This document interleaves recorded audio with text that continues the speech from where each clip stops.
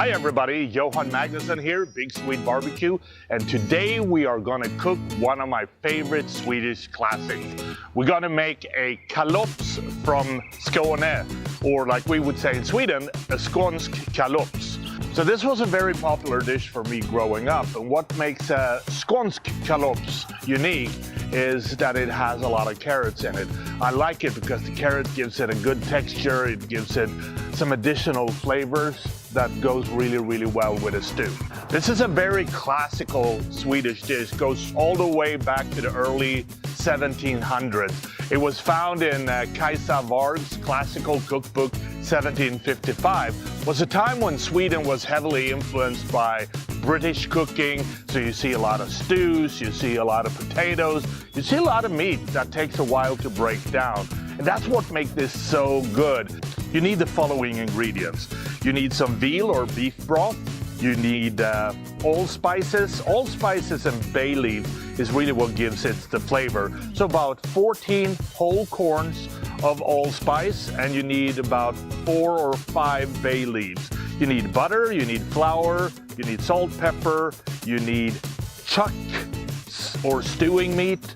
I like to use the cross rib, the chuck cross rib, because it's a little bit of leaner meat, and you need to chop that into pretty big chunks, about 1.5 inches. You need carrots and you need onions. It's one of those great stews that you can eat on a cold winter night or in the fall when it gets really yucky outside. And what's good about it too, it's one of those dishes that actually gets better the day after. So don't be afraid to make a big batch. Let this sit in the refrigerator overnight and just let all those great flavors accumulate over time. You won't regret it. It's a delicious dish. I believe you get the best results if you use a heavy cast iron skillet. It just works so much better with stews. So the first thing that we're gonna do is that we're gonna put some butter in, brown up that, and then throw in the chuck stew. And you just really want to make sure that you brown it good on all sides before we do the next step. Here we go. Already smelling so good. There's something magical about stews when you start browning the meat and the smells and the aroma that comes out of it. This is a part where I like to actually throw in some salt and pepper already here. We will salt for season a little bit later, but a little bit of salt and pepper early is not bad either. So let's throw a little bit of that in. And this is where I also like the cast iron, because you can see that the chuck meat is releasing a lot of water. And if you don't have a super hot cast iron, it has a tendency to boil some of the meat instead of brown it at this stage.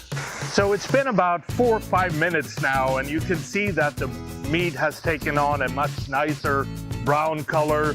You can see that all the water has been pushed out of the meat, and this is looking good. So what I want to do now is add a little bit of flour, and the flour really helps with thickening the stew a little bit to make it that stew texture that we really like.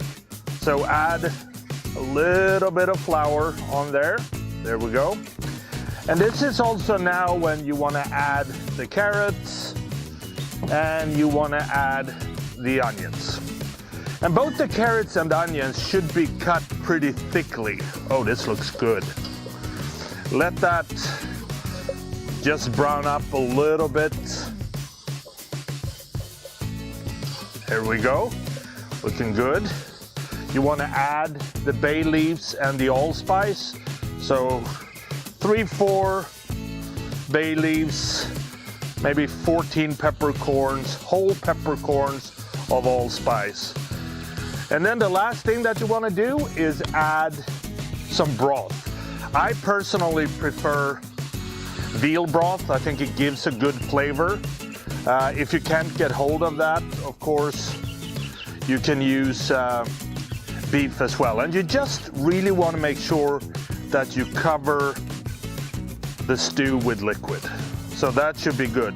So all the ingredients are now in the cast iron. So what we want to do now is just let this simmer for about 90 minutes, maybe up to 2 hours. what you're looking for is really, really tender meat that almost falls apart. That's the texture that we're going for.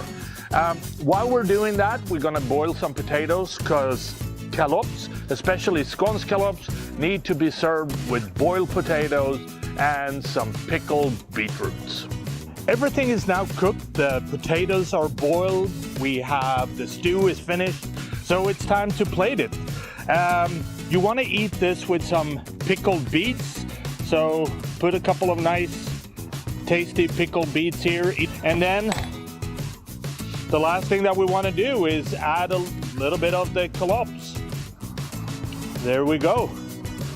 Beautiful, tasty flavors with the onions, with the carrots. So that is what a Skånsk Kalops should look like. So the only thing we have to do is to jump in and try it.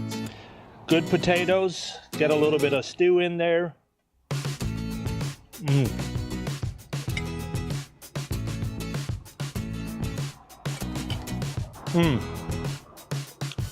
Good, earthy, rich flavors. This is a perfect fall dish.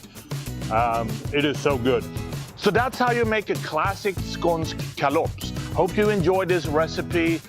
Please subscribe to our YouTube channel or check out our website, www.bigswedebarbq.com, for even more recipes like this. Thanks for watching and have a great day.